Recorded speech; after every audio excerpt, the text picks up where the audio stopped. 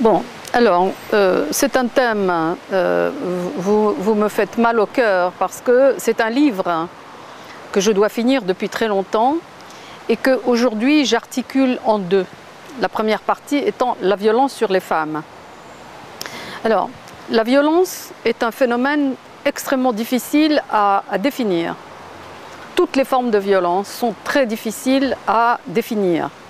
On ne peut que les décrire. Donc, la violence sur les femmes a été exercée depuis des millénaires comme un droit des hommes.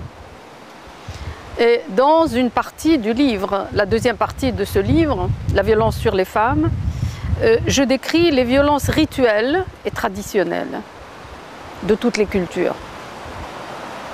Elles ont existé, ces violences, dans toutes les cultures, et c'était un droit masculin attaché au patriarcat.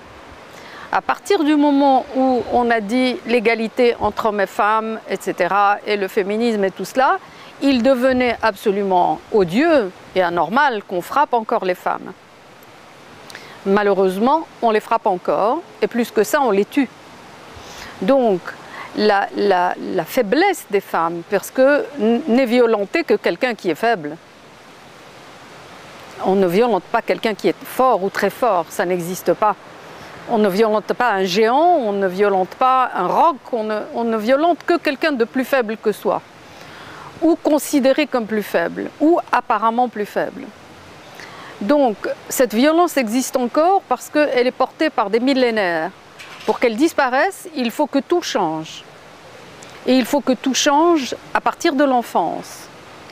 Et si on ne change pas les enfants, on ne changera rien du tout. Pour changer les enfants, il faut changer les mères, les mamans.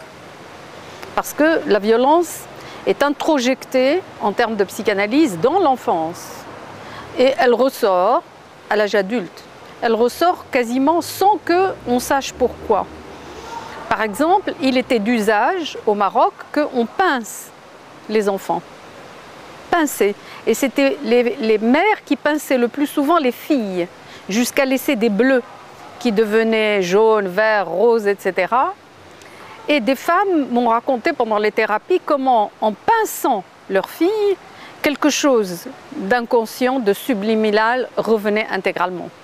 Ça veut dire, j'ai été pincée et au moment où je pince un enfant, je me rends compte que j'ai été violentée.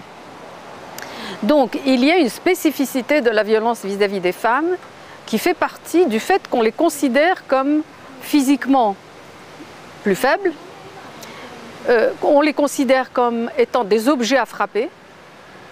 Par exemple, dans les Doukala, les environs de Casablanca, chez les paysans, on dit « celui qui ne fouette pas sa femme n'est pas un homme ». Et je l'ai entendu de la bouche d'une femme et pas de la bouche d'un homme. Donc si vous voulez, il y a une violence traditionnelle, d'abord qui doit disparaître, et puis aujourd'hui, il y a une violence moderne. Une violence moderne, par exemple, quelqu'un qui est drogué, il va commettre sur la femme des choses incroyables. Donc, il y a aussi le viol rituel des femmes. Violer les femmes, c'est quasiment, dans toutes les cultures, les civilisations, c'est un fait de guerre. Donc, nous ne pouvons transformer les choses que d'abord en les décrivant, parce qu'il ne suffit pas de dire il faut arrêter la violence, il faut dire qu'est-ce que la violence, d'où elle vient, comment elle se constitue et comment on l'arrête. Et cette violence exercée par les femmes est aussi en train de muter parce que la violence des femmes elle-même est en train de s'exprimer.